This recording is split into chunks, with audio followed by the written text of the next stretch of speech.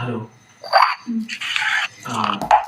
నేను ఈరోజు స్కూల్లో మీరు డాన్స్ బాగా చేశారని చెప్పాను, కానీ మీరు ఏడ్చుకుంటూ యాక్చువల్గా నిజంగానే మీ డాన్స్ నాకు బాగా నచ్చింది. ఒక విధంగా న్యాచురల్గా ఉంది, చాలా బాగుంది. అందుకే సారీ చెప్దామని వచ్చాను, అర్థం చేసుకోవాలి. వీళ్ళు నేనే తీసుకొచ్చాను.